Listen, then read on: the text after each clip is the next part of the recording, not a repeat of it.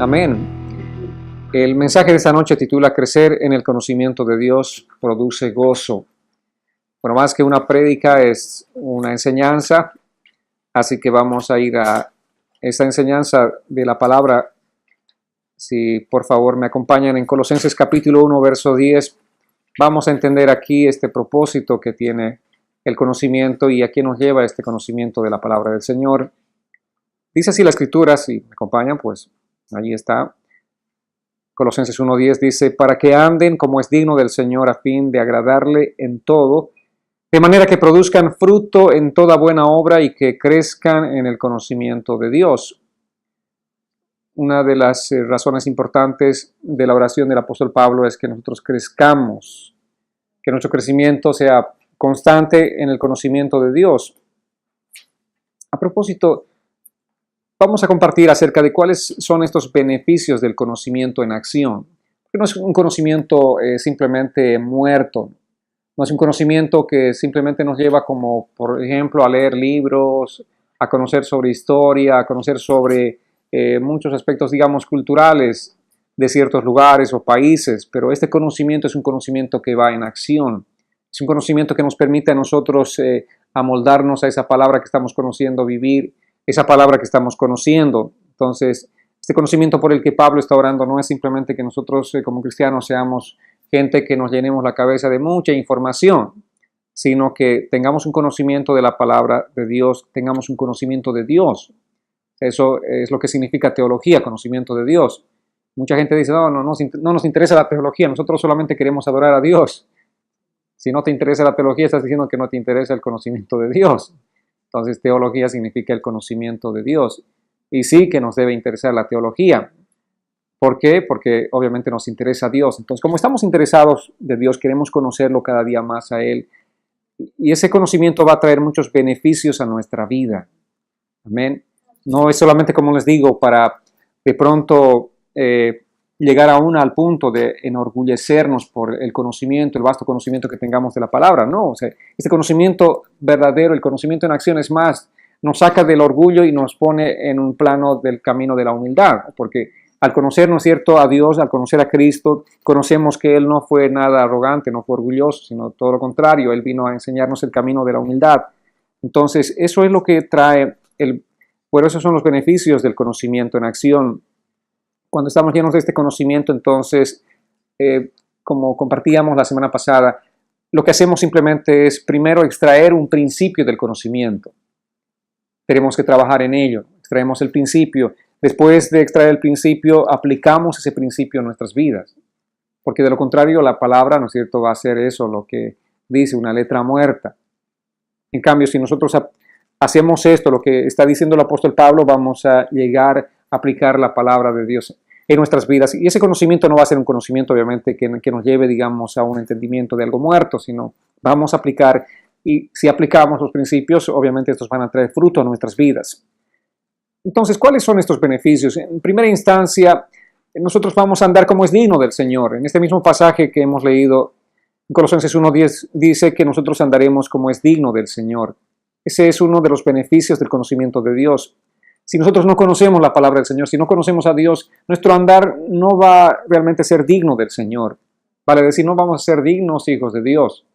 Vamos a caminar simplemente como unos hijos, como mucha gente en nuestra sociedad dice, este hijo es un hijo rebelde, este es un hijo descarriado, esta es una oveja perdida.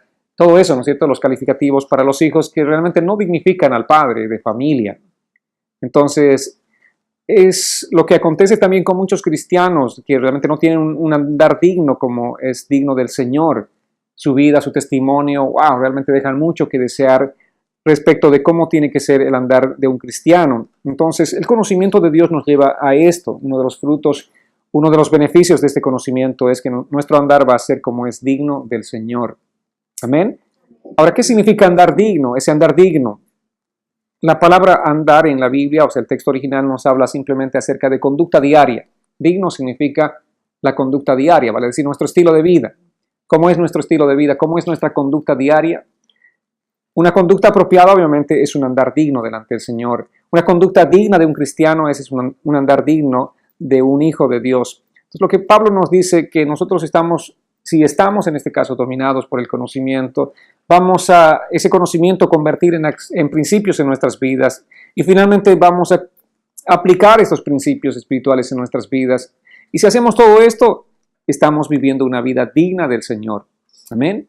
Entonces, es un proceso. Conocemos, tenemos el principio, aplicamos el principio en nuestras vidas y ese proceso se llama un andar digno delante del Señor. Entonces tenemos que estar permanentemente enfrascados como cristianos en esto, conociendo la palabra del Señor. Ese conocimiento nos lleva a extraer principios, esos principios conocidos nos lleva a implementarlos en nuestras vidas y eso es lo que realmente trae gloria a Dios. Y eso es lo que dice aquí Pablo, es un andar digno del Señor, porque podemos conocer mucho de la palabra del Señor, incluso podemos conocer los principios, pero si no los aplicamos, nuestro andar no es un andar digno. Mucha gente, ¿no es cierto?, confunde mucho entre la espiritualidad y el conocimiento. Una persona puede conocer mucho y no ser nada espiritual. Puede ser una Biblia andante, pero nada espiritual. Entonces vamos a entender exactamente lo que significa el vivir digno. En 1 Tesalonicenses 2:12 dice, y les insistimos en que anduvieran como es digno de Dios, que los llama a su propio reino y gloria. El apóstol Pablo en esta oportunidad, dirigiéndose a los tesalonicenses, les dice, les insistíamos, o sea, estaba permanentemente trabajando con la gente, con la iglesia, con los creyentes, insistiendo para que este andar sea un andar digno de Dios. Y eso es lo que tenemos que hacer permanentemente. Nosotros estamos insistiendo a la gente, ¿para qué? Para que su andar sea un andar digno. Amén. Entonces, no solamente en ese tiempo, pero desde aquel tiempo, como en este escrito, pues lo encontramos con bastante claridad, Pablo también insistía. Y lo hacía con los hermanos de la iglesia de Éfeso, lo hacía con los de Colosas, ahora con los de Tesalónica. Permanentemente a todos está insistiéndoles, ¿para qué? Para que su andar sea un andar digno delante del Señor. Amén. Entonces eso también nos toca a nosotros. Nuestro andar tiene que ser un andar digno. Como cristianos, nosotros tenemos que estar realmente conscientes de que estamos vestidos de Cristo. Amén. Estamos vestidos de Cristo. ¿Qué significa que estamos vestidos de Cristo? Que esa camiseta pesa mucho. Para ustedes que entienden mucho, bueno, como buenos latinos, ¿cierto? Somos amantes del fútbol, pero el fútbol nuestro, bueno, simplemente piensen ustedes, si se ponen cualquier camiseta y entran a jugar un partido de fútbol, seguramente que no van a tener mucho compromiso, como que, por ejemplo, se pongan la camiseta de Barcelona o del Real Madrid, ¿no es cierto? Y si ustedes se ponen la camiseta y entran al campo de juego con los jugadores de esos equipos, ustedes van a sentir mayor compromiso. No es una camiseta cualquiera, sino es una camiseta de Barcelona. Yo voy a estar portando en lugar de Messi el número 10. ¡Wow! Eso me hace muy responsable. Eso está demandando mucho de parte de mí, ¿no es cierto? Una acción que tiene que ser muy sacrificada. Ahora, llevando todo esto al plano espiritual, dice, nosotros estamos vestidos de Cristo. No estamos vestidos de Messi, ¿no es cierto? Que es un hombre cualquiera. Bueno, un jugador extraordinario, pero nada más que eso, ¿no? Pero entender que estamos vestidos de Cristo nos debe dar una proyección de eso, de una mayor responsabilidad. Estamos vestidos de Cristo, no estamos vestidos de ninguna otra cosa, no estamos vestidos de un personaje, digamos, conocido en el país, no, sino las vestiduras que llevamos son las de Cristo, las espirituales, ¿no es cierto? Estamos unidos con Él, estamos identificados con Él, por lo tanto debemos vivir como es digno de Él. Esa es la demanda aquí para nosotros como cristianos, a que vivamos esa vida que realmente agrade al Señor, que dignifique al Señor. Que la gente realmente al ver nuestra vida, nuestro testimonio, glorifique a Dios. Que diga, wow, yo quisiera también ser como esta persona. Yo quisiera ser cristiano. Algún día quisiera alcanzar este estilo de vida. Entonces la gente va a glorificar a Dios cuando nuestro caminar es un caminar digno.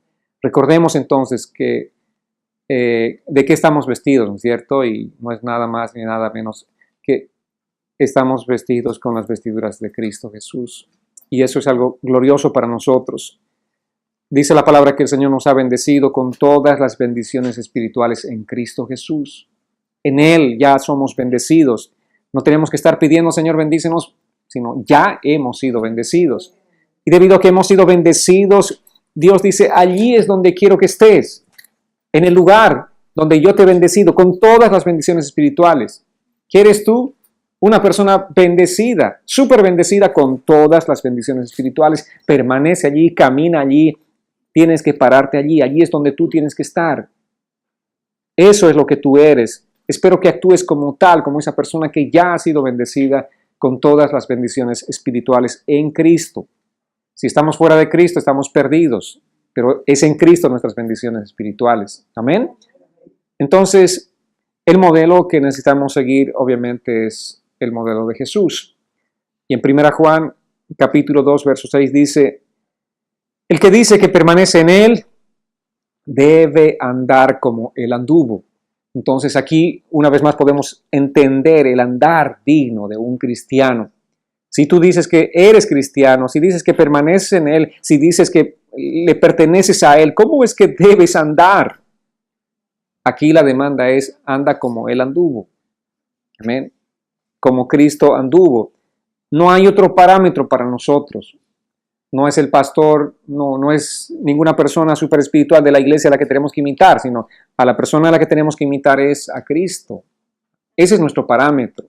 Amén. Entonces, en nuestra propia fuerza nunca vamos a poder andar como es digno de Él.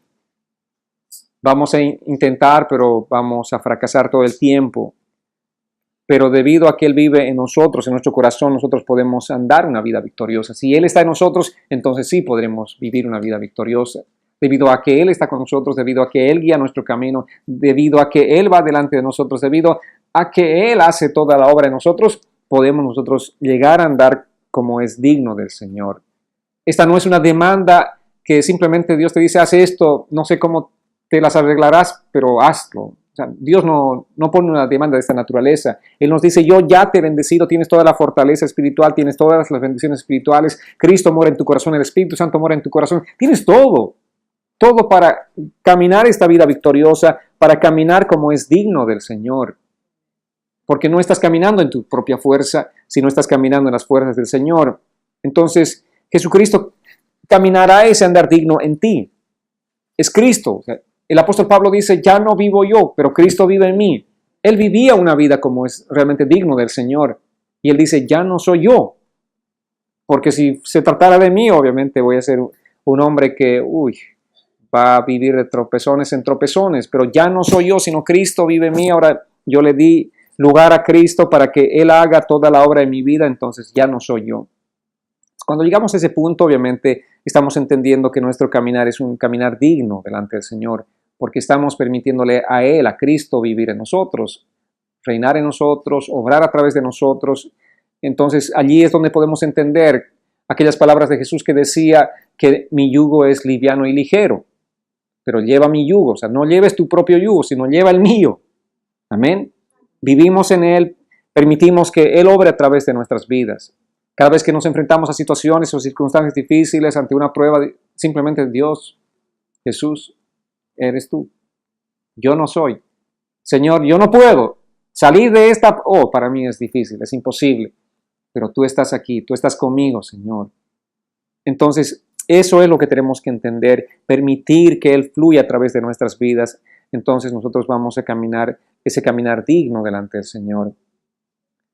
Así es como tenemos que caminar, pero todo esto obviamente viene a través del conocimiento de la palabra. Si no conocemos la palabra, vamos a hacer tal vez mucho esfuerzo nosotros, vamos a tratar en nuestra humanidad de hacer las cosas, y si perecemos o fracasamos, ¿no es cierto?, en ese intento, pues vamos a desanimarnos y tirar la toalla y decir, no, el cristianismo es difícil, no se puede, he intentado, he hecho todo lo posible, he puesto todo de mí y no se puede vivir un cristianismo victorioso.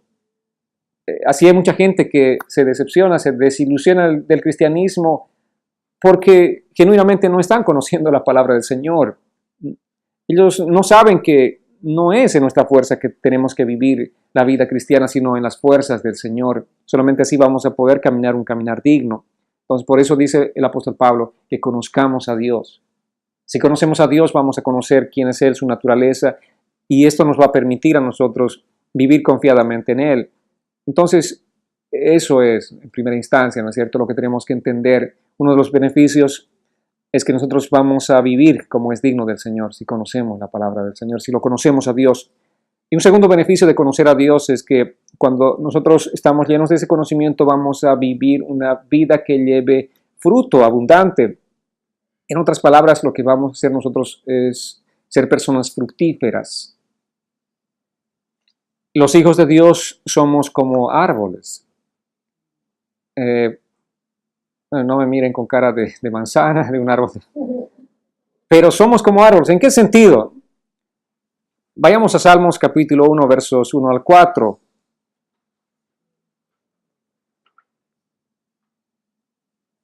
Aquí van a entender cuál es el sentido bíblico de por qué nuestro parecido a los árboles. Dice la Biblia en Salmos 1, 1 al 4, bienaventurado el hombre que no anda según el consejo de los impíos, ni se detiene en el camino de los pecadores, ni se sienta en la silla de los burladores. Más bien en la ley del Señor está su delicia, y en ella medita de día y de noche. Será como un árbol plantado junto a las corrientes de aguas que da fruto a su tiempo, y su hoja no cae. Todo lo que hace prosperará. No sucede así con los impíos, que son como el tamo que arrebata el viento. Entonces aquí está esa comparación, ¿no es cierto? En este punto dice la palabra del Señor que aquellos que se parecen a los árboles, aquellos que tienen realmente en Dios, en la palabra del Señor, en la ley del Señor su delicia, aquellos que piensan, meditan en la palabra del Señor de día y de noche, son como árboles, dice.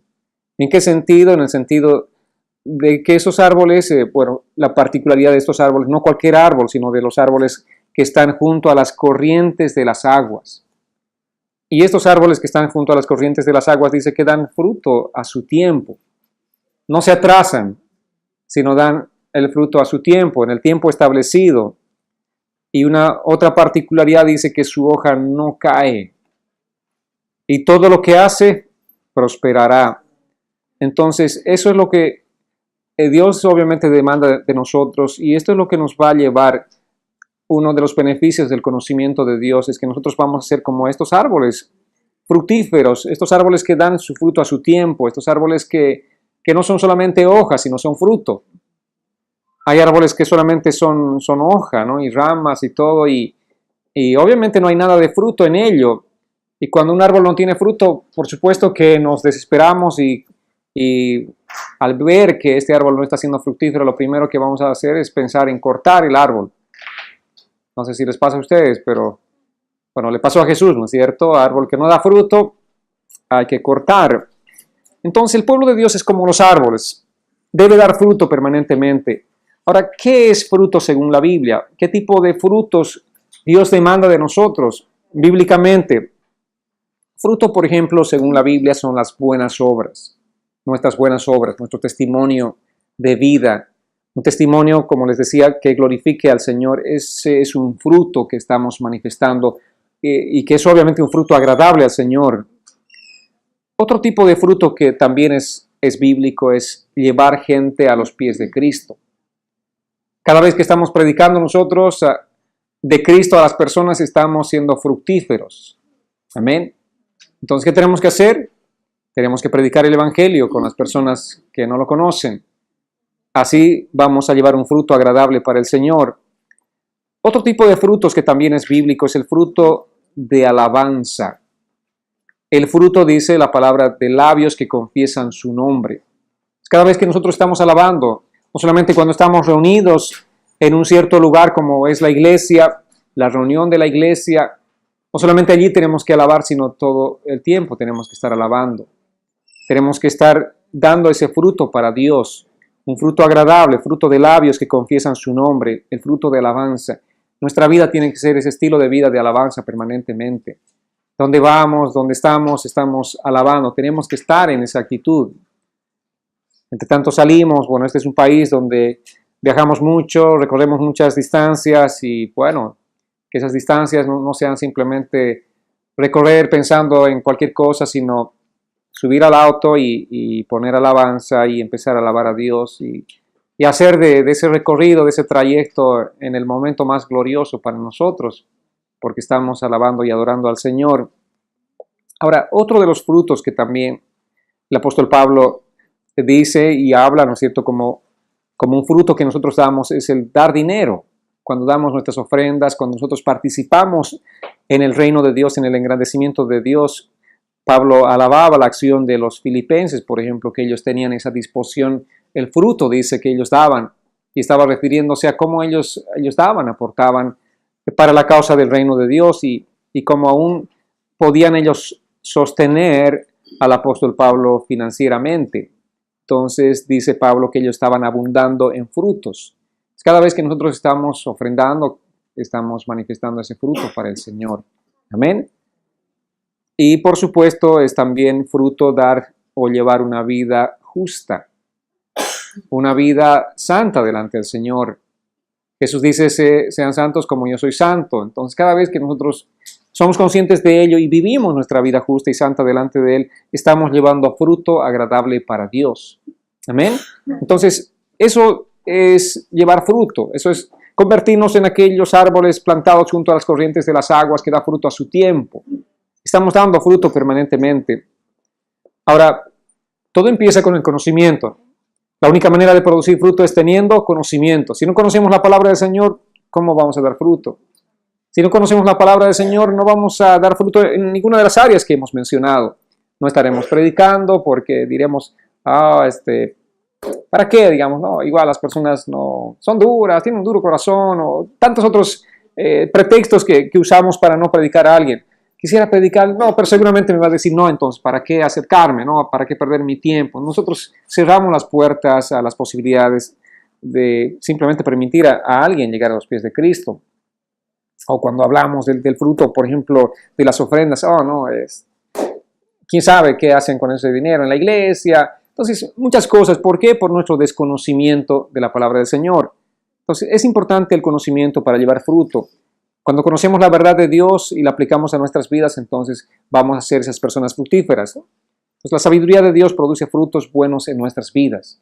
Y eso es lo que nosotros tenemos que comprender y vivir en función de esto. Cuando estamos aprendiendo las verdades de Dios, la verdad de la palabra del Señor, estoy seguro que nos vamos a realmente volver fructíferos. Ninguna persona que está realmente envuelta en ese conocimiento activo, como os digo, no un conocimiento pasivo, no simplemente conocer por conocer, sino que aplicar los conocimientos que estamos teniendo, vamos a ser fructíferos. Ninguna persona, les prometo, ustedes pónganse en este trayecto, digamos, de vida, en este caminar de vida cristiano, con un conocimiento activo y aplicando esa palabra, van a ver que no van a estar ociosos, como dice el mismo apóstol Pablo, sino que van a vivir una vida fructífera delante del Señor. Su vida va a cambiar, muchas cosas va a cambiar en sus vidas. Ustedes empezarán a hacer obras justas, darán una alabanza verdadera al Señor, una alabanza genuina al Señor, orarán genuinamente delante del Señor, no solamente será una oración religiosa por cumplir. Ay, si no oro, me voy a sentir mal, entonces voy a orar para no sentirme mal. Esa es una oración religiosa, pero la oración que vas a orar va a ser genuina. Cuando ores, tu corazón se derramará delante del Señor, será un tiempo de deleite para ti, un tiempo de refrigerio espiritual, te sentirás realmente tan confortado en tu tiempo de oración, por lo tanto serás usado por el Señor. Dios empezará a usarte para dar un mensaje, para alentar a alguien, para presentar el Evangelio, para orar por alguien que está enfermo y eventualmente esa persona se va a sanar, alguien va a ser alentada, fortalecida, y tu vida es una vida fructífera delante del Señor, una vida que Dios usa. Entonces eso es lo que permite que nosotros seamos fructíferos. En 2 Pedro capítulo 1 verso 3 dice así la Escritura, si me acompañan allí, 2 Pedro 1:3, dice, su divino poder nos ha concedido todas las cosas que pertenecen a la vida y a la piedad por medio del conocimiento de aquel que nos llamó por su propia gloria y excelencia. Entonces, aquí Pedro nos dice que se nos ha concedido a nosotros su divino poder. Una vez más, no es simplemente el intento humano, no es nuestra fuerza humana, sino el divino poder, el poder de Dios nos ha concedido todas estas cosas que pertenecen a la vida y a la piedad. Vale decir, aquí Pedro está diciendo que nosotros podemos vivir una vida cristiana práctica, una vida cristiana con todas sus demandas, porque la vida cristiana requiere de muchas demandas, ¿no es cierto? Entonces, todo lo que pertenece a esta vida, al mundo en el que vivimos, ya nos ha sido concedido de parte del Señor. La habilidad, la capacidad de vivir esa vida victoriosa, esa vida que dignifica al Señor, a la vida y a la piedad, dice. Todo eso nos ha sido concedido, dice, ¿por medio de qué? Por medio del conocimiento de aquel que nos llamó por su propia gloria y excelencia. Cuanto más conocemos a Cristo Jesús, nosotros estamos más equipados para poder vivir la vida y la piedad. Cuando dice la vida, obviamente está haciendo referencia, ¿no es cierto?, al mundo en el que vivimos, y cuando hace referencia a la piedad, está hablando acerca del estilo de vida que tenemos que vivir. Una vida piadosa significa una vida rendida delante del Señor, una vida que un cristiano, ¿no es cierto?, está reconociendo a Dios en su vida en primer lugar, está permitiéndole a Dios usar la vida de esta persona para la gloria del Señor en todo lo que Él hace. Es justo en todos sus caminos, para decir, obra conforme a la palabra del Señor. Entonces, una persona piadosa es una persona, para decir un cristiano con un buen testimonio, esa es una persona piadosa. Alguien que conoce la palabra del Señor y alguien que vive la palabra del Señor. Alguien que conoce acerca del perdón y sabe perdonar. Amén. Ese es un hombre, una mujer piadoso, piadosa. Entonces, es importante que nosotros conozcamos la verdad de Dios. Este conocimiento de la palabra de Dios es el fertilizante para que la tierra pueda producir fruto. Amén. Si nosotros podemos tener extensiones de tierra, pero si esa tierra no es fructífera, no va a haber fruto. Pero si le echamos fertilizante, esa tierra va a producir mucho fruto. Entonces, el conocimiento de la palabra del Señor, ese conocimiento activo, una vez más, va a producir fruto en nuestras vidas. No vamos a estar ociosos, vamos a producir fruto en nuestras vidas si estamos conociendo más y más del Señor. Amén. Entonces, yo creo que es el deseo de cada uno de nosotros, ser fructíferos para el Señor, ¿verdad? ¿Desean eso? O ser simplemente como un árbol que nunca da frutos. Yo creo que sí, tenemos que llegar al punto en el que la palabra nos habla en el Salmo 1, cómo es ese árbol que da fruto a su tiempo. A su tiempo, en el tiempo establecido ya está dando fruto. Y una tercera ventaja que produce el conocimiento es que nosotros vamos a crecer. Vamos a crecer. ¿Qué significa crecer? Significa madurar. Maduramos espiritualmente. Efesios dice así, capítulo 4, verso 13, hasta que todos alcancemos la unidad de la fe y del conocimiento del Hijo de Dios, hasta ser un hombre de plena madurez, hasta la medida de la estatura de la plenitud de Cristo. Entonces, si ustedes están pensando en un parámetro o están pensando hasta qué punto tengo que crecer, porque bueno, siempre el pastor nos habla de crecer o la palabra nos dice acerca del crecer o del crecimiento, pues la meta aquí en este caso es la estatura de Jesucristo. Nosotros no tenemos que medirnos con nadie. No tenemos que decir, yo estoy ya crecido porque no estoy siendo tan carnal como el hermano Juan, ¿no? O sea, yo soy ya mejor que Juan. No tengo que compararme con Juan. Más bien que no hay un Juan aquí, ¿no? Aunque, gracias a Dios, para que no me acuse al final, ¿no? Pero no tenemos que compararnos con nadie más. Nuestro punto de comparación es Cristo. Nuestra estatura, ¿no es cierto?, alcanzar es Cristo. Amén. Entonces tenemos que estar todo el tiempo pensando en esto. Y la palabra dice, hasta que todos alcancemos la unidad de la fe y del conocimiento del Hijo de Dios. Qué glorioso realmente sería en la iglesia que todos alcancemos la unidad de la fe y del conocimiento del Hijo de Dios. No solamente unos, no solamente uno o dos en la iglesia, sino que todos, dice la palabra. Qué precioso. Aquí está el corazón del apóstol Pablo. Ese era su deseo de que todos en la iglesia alcancemos la unidad de la fe y del conocimiento del Hijo de Dios. Amén. Entonces aquí también mi deseo expresado es ese, que todos, no solamente uno o dos o tres estén caminando fervientes en el Señor, sino que todos realmente estemos caminando ese caminar ferviente en el Señor, que todos estemos glorificando a Dios, que todos estemos alcanzando el conocimiento del Hijo de Dios.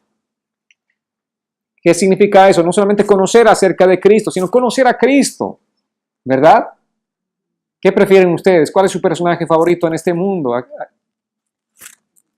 No sé, a ver, de pronto si tienen algún personaje, ustedes pueden decir, sí, yo estoy leyendo mucho los libros acerca de fulano de tal, por decir que es un gran científico, ¿no? O es un hombre, un gran médico que hace unas labores humanitarias muy grandes. Yo leo mucho acerca de él. Pero hay una gran diferencia entre conocer, ¿no es cierto?, a la persona y conocer acerca de la persona. Una cosa diferente sería, oh sí, con ese famoso médico que hace unas obras humanitarias extraordinarias en África, estuve almorzando hoy. Hoy comí con él, hoy hablé con él. ¿Verdad? Eso es diferente a simplemente leer libros acerca de ese personaje. Igual también con Dios. Nosotros podemos conocer mucho acerca de Él, pero algo diferente es conocerlo a Él. Ese conocimiento de el Hijo de Dios, como dice la palabra del Señor, no es un conocimiento acerca de Él, sino conocerlo a Él. Y Él obviamente está dispuesto para nosotros y Él quiere relacionarse con nosotros. Por eso tanto insistimos, ¿no es cierto?, en un dicho como cristianos, que el cristianismo no es religión, es relación. Y pocos realmente entendemos esto o vivimos esto, pero la palabra quiere que vivamos una relación con Jesucristo. Entonces, y que todos, no solamente algunos, sino que todos estemos viviendo en esa relación con Jesucristo. A medida que nosotros conozcamos a Jesucristo, estamos madurando, estamos creciendo. La meta del cristiano es llegar a la estatura de Cristo. Ahora, ¿por qué no necesitamos conocer a Jesús? ¿Por qué necesitamos conocer la palabra del Señor? Una vez más, el punto, ¿no es cierto?, es para crecer. Si queremos crecer, necesitamos conocerlo a Él. El conocimiento de Dios, el conocimiento de la verdad de Dios, el conocimiento de la voluntad de Dios, el conocimiento de los principios de Dios es la clave para la madurez espiritual. Amén. Por una parte estamos conociendo la verdad de Dios, los principios, pero por otra también estamos conociéndolo a Dios. Ahora, ¿cómo podemos conocer a Dios? Lo conocemos a través de la palabra del Señor. Y lo conocemos, ¿no es cierto?, a partir de nuestra comunión con Él. Porque allí es donde Él va obrando en nuestras vidas. Allí es donde Él va poniendo, va afirmando estos principios. Allí es donde Él nos va ayudando en nuestro día a día, en nuestro vivir cotidiano, a aplicar estos principios de su palabra. Cuando estamos caídos, ahí es donde Él nos levanta. Cuando vamos nosotros en fe, a través de la oración, vamos a entregarle nuestras cargas, vamos a entregarle nuestra situación, nuestra circunstancia, y Dios hace la obra. Allí somos fortalecidos y allí podemos realmente reconocer que está con nosotros, ¿no es cierto? Allí es donde nosotros podemos estar seguros de la presencia del Señor en ese tiempo de oración. Entonces es importante nuestra relación con Él. Andar como es digno del Señor es vivir al nivel de nuestra posición como hijos de Dios. Tenemos que entender que somos hijos de Dios para que Dios se agrade en todo en nuestras vidas. Entonces, a este punto nos lleva ahora la oración. La oración nos lleva a estar en relación con el Señor. La oración nos lleva a rendirnos, a quebrantarnos delante del Señor. Tal vez estás luchando con una falta de perdón en tu corazón. En el momento de la oración, ahí estás rindiéndote delante del Señor, estás llorando delante del Señor, le dices, Dios, qué difícil es para mí hacer esto.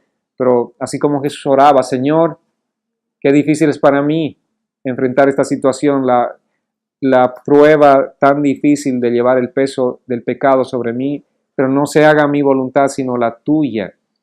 En esa relación con el Padre estaba permitiendo que la palabra se encarne en su vida. Entonces él llega al punto en el que dice, no se haga mi voluntad sino la tuya. Entonces, en ese tiempo de oración tú también estás trabajando, estás permitiendo que esa palabra se aplique a tu vida, porque llevar de los principios a la vida diaria es difícil si no es con la oración. Pero la oración te ayuda a realmente quebrantarte tú, quebrantar tu ego, quebrantar tu yo y aplicar ese principio de la palabra del Señor en tu vida. Allí dice, Señor, es difícil para mí perdonar, pero lo hago, Señor, con tu fuerza. No se haga mi voluntad, Señor, sino la tuya. Que no haga conforme a mis pensamientos, sino, Señor, que se haga conforme a tu palabra, conforme a estos principios que estoy aprendiendo de tu palabra. Y tú estás ahí viviendo la palabra del Señor, estás llevando al campo de la acción. Entonces, cuando nosotros somos fructíferos, otros son bendecidos. ¿Está bien eso? O sea, el hecho de que tú seas una persona fructífera va a bendecir a muchas personas. Esa persona también va a empezar a crecer para volverse más como Cristo. Y tú, por supuesto, estás en ese proceso de crecer para ser cada día como Cristo. Entonces, estos son los resultados del conocimiento. Y un cuarto resultado, un cuarto beneficio del conocimiento es que nosotros seremos fortalecidos por el Señor. Vayamos a Colosenses 1:11. Así dice la Escritura, y que sean fortalecidos con todo poder, conforme a su gloriosa potencia para la perseverancia y paciencia. Entonces, el conocimiento, ¿a qué nos lleva? A que seamos fortalecidos. ¿Y cómo es esta fortaleza? Dice con todo poder, conforme a la gloriosa potencia para la perseverancia y paciencia. Esa gloriosa potencia es realmente algo admirable y glorioso, o sea, es la fuerza de Dios, la potencia del Espíritu Santo. ¿Para qué tenemos esa gloriosa potencia, ese poder fluyendo en nosotros? Dice, para la perseverancia. Amén. ¿Y para qué más? Para la paciencia. ¿Qué es lo que nos falta siempre? Paciencia, ¿no es cierto? Entonces, nos faltan estas dos cosas, perseverancia y paciencia. Muy pronto las personas se caen, muy pronto se desaniman, muy pronto son como el globito que ¡pim!, se desinflan. Pero aquí, esa gloriosa potencia, vale decir, esa obra maravillosa, esa fuerza, esa potencia del Espíritu Santo nos va a dar a nosotros perseverancia y paciencia. Ahora dice aquí, como hemos leído en este capítulo 1:11, y que sean fortalecidos con todo poder. Ese es el propósito. Ahora, la palabra fortalecidos lleva una acción continua. Esta palabra en el texto original, ¿no es cierto?, es una acción continua. No solamente es algo que tú recibes el momento que eres salvo. No solamente es una fortaleza que recibes el momento que le has entregado tu vida a Cristo y tienes ese gozo y esa fuerza para caminar, sino esta es una acción continua. Es algo que Dios va haciendo todos los días en tu vida. Una fuerza que se renueva en ti, como dice la palabra. Estamos continuamente siendo fortalecidos nosotros con ese poder, con esa potencia que es el poder del Espíritu Santo.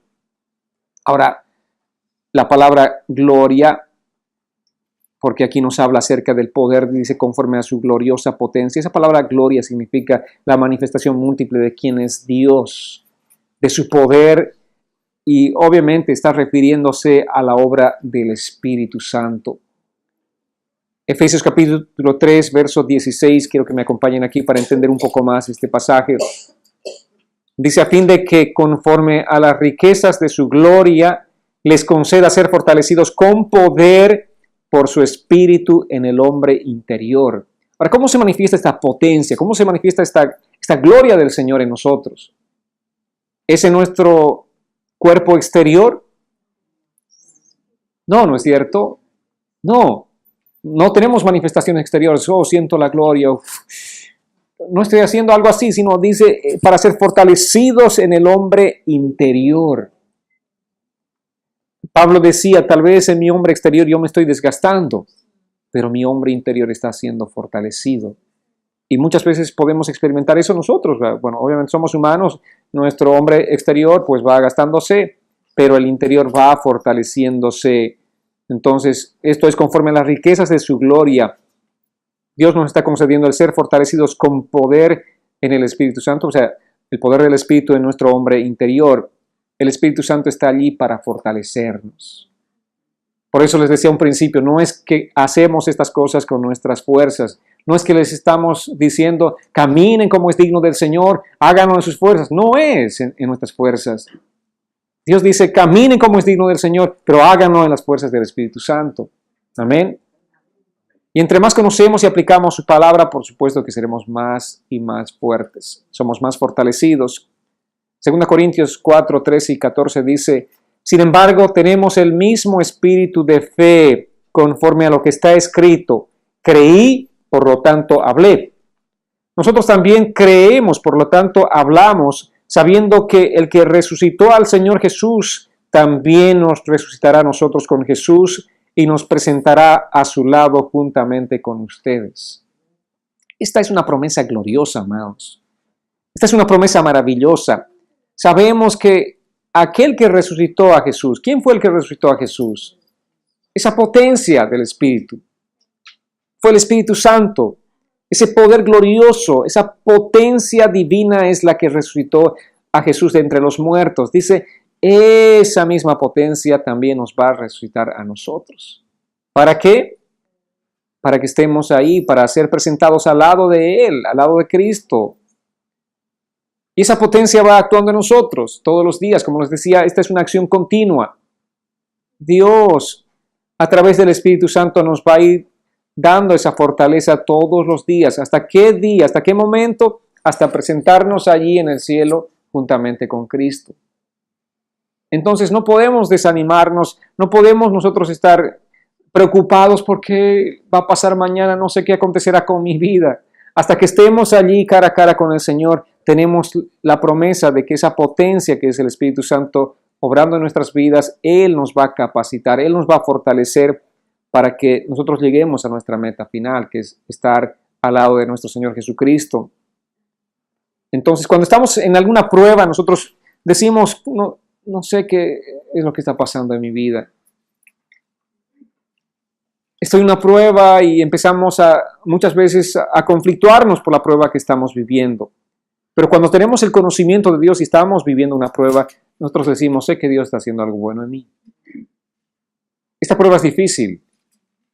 Estoy llorando por las circunstancias que estoy pasando, pero sé que Dios está haciendo algo bueno en mí. Amén.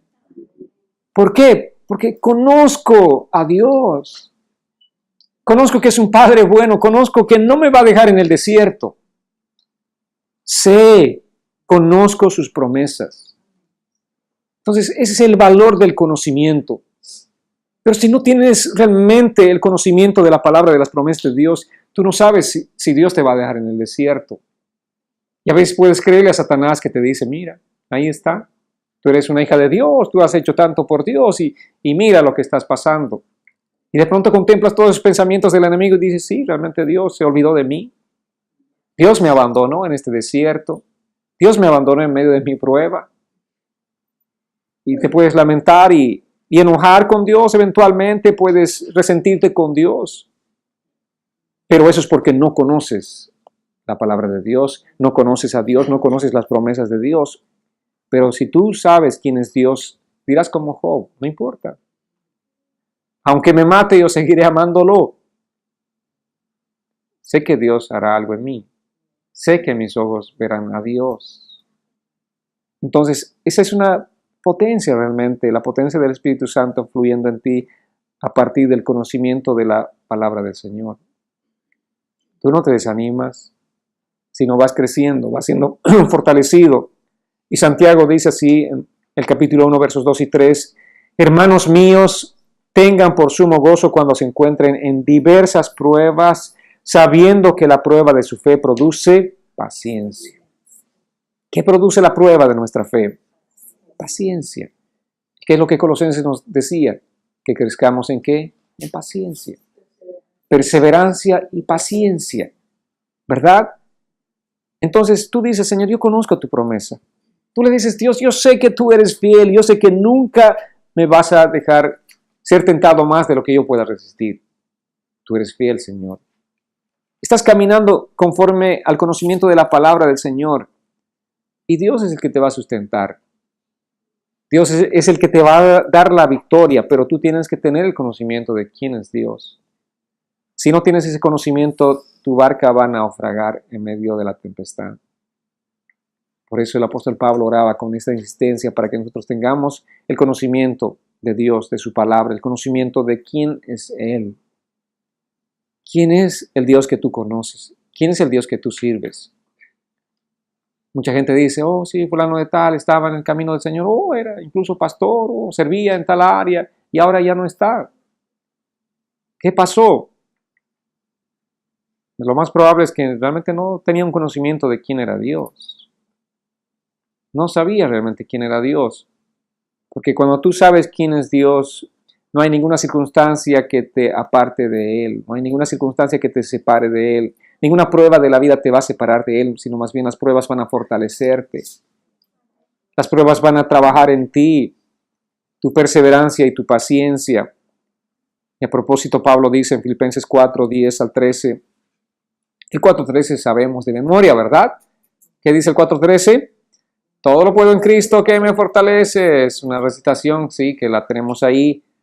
Recitamos el versículo muy bien, pero ¿cuál es el contexto de la palabra del Señor? ¿En qué contexto Pablo dice que todo lo podemos en Cristo? ¿Será realmente que todo lo podemos en Cristo? Que yo no sé nadar, pero me voy a meter al mar y como todo lo puedo en Cristo, no voy a ahogarme. O sea, ¿lo dice en ese contexto o en qué contexto? O sea, la hermenéutica nos habla acerca de que nosotros tenemos que leer la palabra del Señor en un contexto. Bueno, veamos cuál fue el contexto del todo lo puedo en Cristo. Dice así desde el verso 10. Grande ha sido mi gozo en el Señor de que al fin han reanudado ustedes su cuidado por mí. Está diciéndoles a los filipenses. Claro, la disposición la tenían, pero les faltaba la oportunidad. No lo digo porque tenga escasez, pues he aprendido a estar contento en cualquier situación. Sé vivir con limitaciones y también sé tener abundancia. En todo y por todo estoy enseñado, tanto para estar satisfecho como para tener hambre, lo mismo para tener abundancia que para sufrir necesidad. Todo lo puedo en Cristo que me fortalece. Entonces, el contexto de este todo lo puedo en Cristo que me fortalece es el contexto de la vida diaria, de las necesidades, de las carencias económicas. Pablo dice, he aprendido a estar contento en cualquier situación. Yo sé lo que es la escasez. Sé cuántos de nosotros pueden decir con cierta propiedad, con un testimonio, yo sé lo que es pasar hambre. Tal vez muchos de nosotros no sabemos lo que es pasar hambre. Pero Pablo dice, yo sé lo que es pasar hambre, tener hambre. Ayunar no por espiritual, sino porque no tengo nada que comer. Entonces, bueno, como no tengo nada que comer, voy a declarar ayuno. Sé lo que es la necesidad, dice Pablo. He aprendido a estar contento, dice, en cualquier situación. Esos días que no tenía nada que comer, no me amargué, no me frustré, no le reclamé a Dios, no le dije, Señor, ¿por qué? Yo soy tu siervo, ¿por qué tengo que pasar esto? ¿Por qué tengo que vivir esto? Soy tu hijo, Señor, soy el hijo del rey, soy esto y lo otro. No, simplemente hay contentamiento en el corazón. Aprender a estar contento en cualquier situación. Esa es la enseñanza del apóstol Pablo. O sea, en ese sentido, todo lo puedo en Cristo que me fortalece. Todo lo puedo, o sea, lo puedo, ¿no es cierto?, en el sentido de enfrentar la circunstancia difícil, la escasez, y también sé manejar la abundancia, porque estos son los dos polos opuestos. La gente, el mismo Salmo dice, no me des pobreza para que no maldiga tu nombre, o muchas riquezas, ¿no es cierto?, para separarme de ti. Ahora, Pablo está viviendo lo opuesto de esta oración del salmista. Pablo dice, sé lo que es vivir en escasez, y no he maldecido tu nombre, porque he estado viviendo en escasez. Y sé también lo que es tener en abundancia. Y en ese tiempo de abundancia, yo no me separé de ti.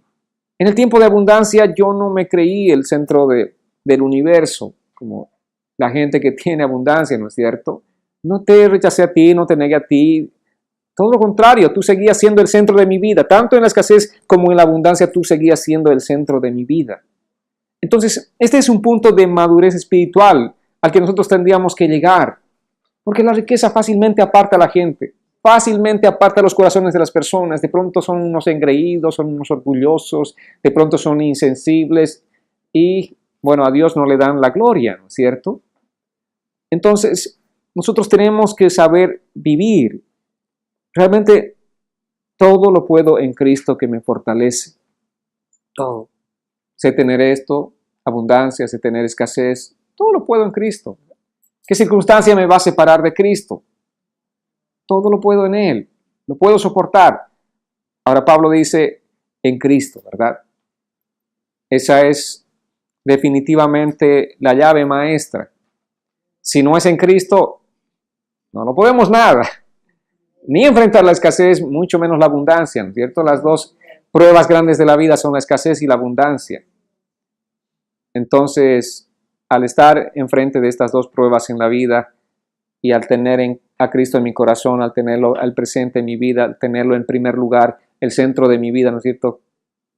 Todo lo puedo. Voy a ser victorioso en todo tiempo, en toda circunstancia. Entonces, la razón por la que él podía decir esto era porque conocía a Dios. Ese es el tema central. Él conocía los propósitos de Dios. Cuando estás pasando escasez, tienes que saber cuáles son los propósitos de Dios para tu vida. O cuando tienes abundancia, ¿cuáles son los propósitos de Dios? ¿No es cierto? Dios, ¿por qué me estás dando esto? ¿No? O sea, ¿cuál es el sentido? ¿Cuál es el destinatario? ¿No? O sea, ¿cómo voy a canalizar esto? ¿No? Entonces tenemos que entender los propósitos y tenemos que conocer, por supuesto, las promesas de Dios. Porque si no conoces las promesas de Dios, vas a perecer. Vas a perecer en medio de esa tormenta en la vida. Entonces eso es lo que necesitamos nosotros, conocer a Dios, conocer la palabra del Señor para soportar en el tiempo de la prueba. Santiago dice, ¿no es cierto?, que tengan por sumo gozo cuando se encuentren en diversas pruebas. Diversas significa de todos los colores y sabores, ¿verdad? Pruebas grandes, pequeñas, pruebas de toda índole. Y que ustedes tengan sumo gozo cuando se encuentren en esas diversas pruebas, sabiendo que el resultado que van a tener es paciencia. El resultado de enfrentar esas pruebas confiando en Cristo, apoyándonos en Cristo, permitiendo que Él haga la obra en nuestras vidas. Entonces, paciencia es tener esa capacidad de soportar de manera deliberada. Paciencia. Yo soy paciente. ¿Qué significa? Estoy dispuesto a enfrentar la escasez o la abundancia. Cualquier tipo de circunstancias difíciles, de prueba, estoy dispuesto. Uno tiene esa capacidad, obviamente no es de uno, sino esa capacidad es dada por el Espíritu Santo. Él nos da esa capacidad para poder enfrentar. Eso es paciencia. Es tener una actitud de aceptación gozosa de la circunstancia que estamos enfrentando. Es la parte difícil, ¿no es cierto? Que un cristiano pueda gozarse, pueda agradecerle, pueda tener contentamiento en la circunstancia difícil que está atravesando. Usualmente los cristianos nos gozamos cuando todo nos sale bien, pero cuando nada nos está saliendo bien, usualmente tenemos la cara muy larga, muy triste, no hay contentamiento, pero la paciencia es la que nos lleva a tener contentamiento. Entonces, ¿cuándo vas a ser paciente? Cuando estés gozoso en medio de tus circunstancias difíciles. Allí la paciencia de Dios está siendo trabajada en tu vida. Paciencia no es simplemente soportar de manera estoica. Hoy voy a soportar esto. Dios me está probando. Tengo que soportar este dolor, ¿no es cierto? Eso no es paciencia. Y eso no es obviamente lo que Dios quiere que tú vivas, soportar estoicamente algún dolor. Es saber que Dios está en control de mis circunstancias. Eso es paciencia. Dios, sé que estás en control. Señor, tú estás en control de esta circunstancia que estoy viviendo. Eso es tener paciencia. Esperar en el Señor. Y en Hechos capítulo 16, versos 23 al 26 dice la palabra: después de darles muchos azotes, los arrojaron en la cárcel y le ordenaron al carcelero que los mantuviera constantemente vigilados. Al recibir esta orden, el carcelero los metió hasta el último calabozo y les sujetó los pies en el cepo. A la medianoche, Pablo y Silas oraban y cantaban himnos a Dios, mientras los presos los escuchaban.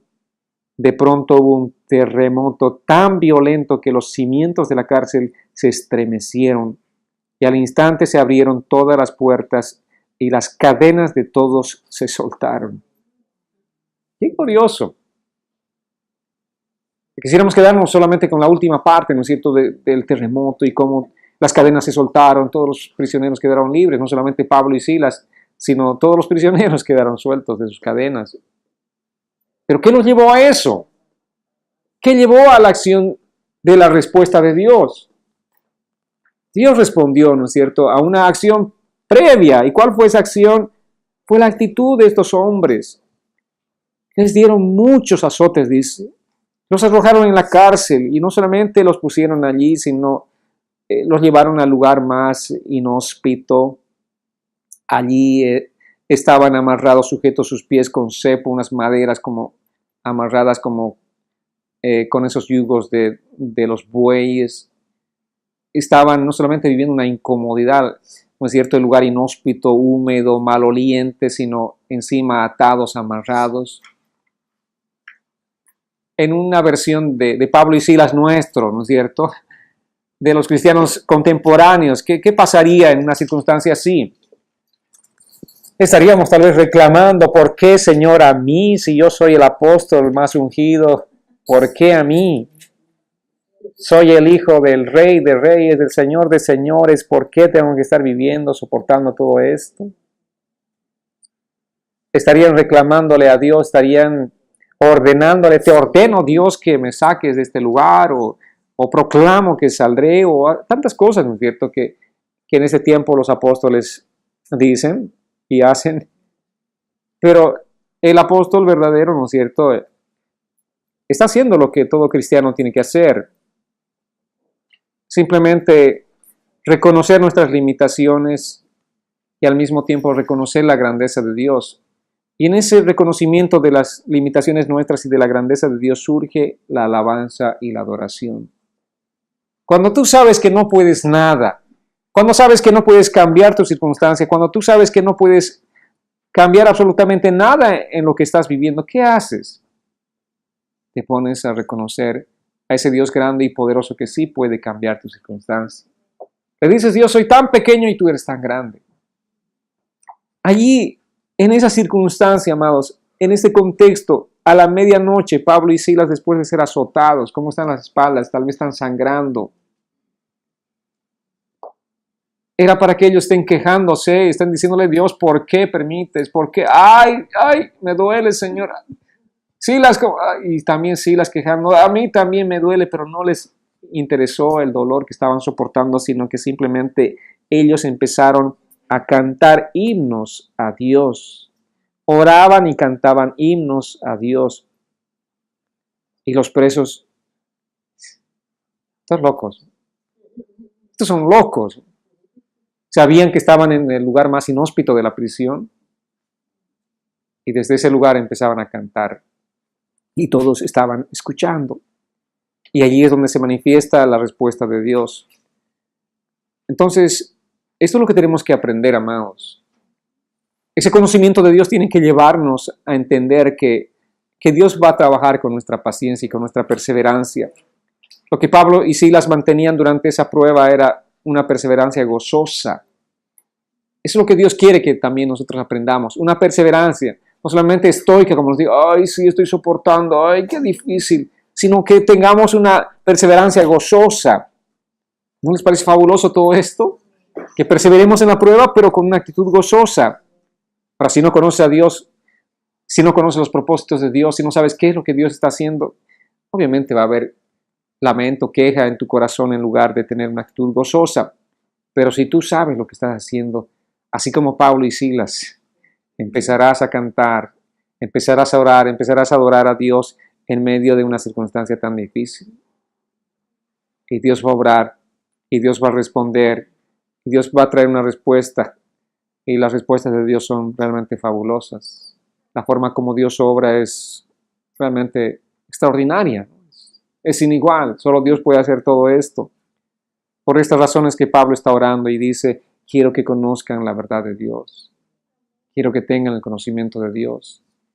Esa también es la oración del pastor por la iglesia, clamando para que la gente tenga el conocimiento. Todos lleguemos a esa unidad del conocimiento del Hijo de Dios.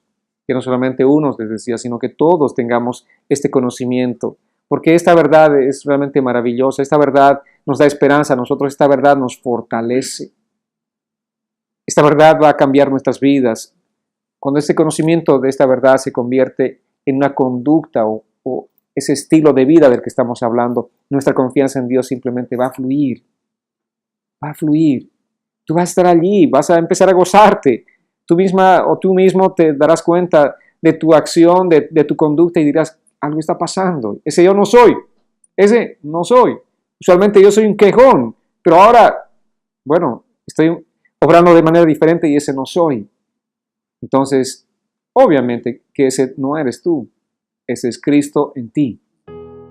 Allí es donde Pablo nos lleva al decirnos, ya no vivo yo, Cristo vive en mí. Porque antes en estas circunstancias yo hacía esto, antes en estas circunstancias yo respondía de esta manera, antes en estas circunstancias yo obraba así, pero ahora me sorprendo de mí mismo. Es un testimonio de la obra del Espíritu Santo en tu vida. Es un testimonio glorioso de lo que Dios está haciendo. Entonces tu andar será un andar como es digno del Señor. Allí estás glorificando a Dios, caminarás gozoso, agradándole en todo, siendo fructífero, dando fruto en toda buena obra, como dice la palabra, estarás creciendo, estarás siendo fortalecido y tendrás esa capacidad para soportar con gozo cualquier prueba de la vida. Hermoso, ¿no es cierto? A ese punto es el que nos lleva el conocimiento activo de la palabra del Señor. Esta es la vida que Cristo prometió para nosotros cuando Él dijo en Juan 10:10, el ladrón no viene sino para hurtar, matar y destruir, y yo he venido para que tengan vida y para que la tengan en abundancia. ¿Cómo es esta vida en abundancia? Oh, voy a tener mucho billete, yo voy a tener muchos, yates, tendré casas, tendré autos. ¿Esa es la vida en abundancia de la que está hablando Pablo? No, sino que tú camines gozoso en todo tiempo, siendo fructífero, dando fruto de buena obra, creciendo, siendo fortalecido y soportando gozosamente las pruebas. Esa es la vida abundancia que el Señor dice. El ladrón ha venido para matar, pero yo he venido para darles vida y vida en abundancia. Un cristiano que vive esa vida abundancia es un cristiano que sabe pasar con gozo, enfrentar con gozo las circunstancias difíciles. Un cristiano que tiene la vida abundante es ese, Pablo o Silas, cantando a Dios en medio de las circunstancias más difíciles de su vida. Y ahí es donde realmente tenemos que llegar a este punto, amados. ¿Cómo llegamos a vivir este tipo de vida, este estilo de vida? ¿Cómo lo hacemos? Solamente siendo llenos del conocimiento de su voluntad, conociendo los principios de su palabra y aplicándolos en nuestra vida. Es como vamos a llegar a este punto donde la palabra nos dice que así de maravillosa es la vida.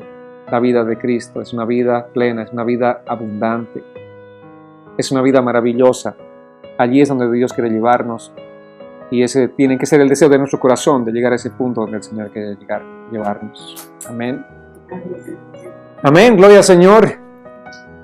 Vamos a orar para que el Señor siga haciendo su obra, estableciendo en nuestros corazones la obra que Él ha empezado en cada uno. Como dice la Biblia, Él ha empezado una buena obra y Él va a ser fiel para perfeccionar esa buena obra en nuestros corazones. Amén, gloria a Dios. Vamos a orar.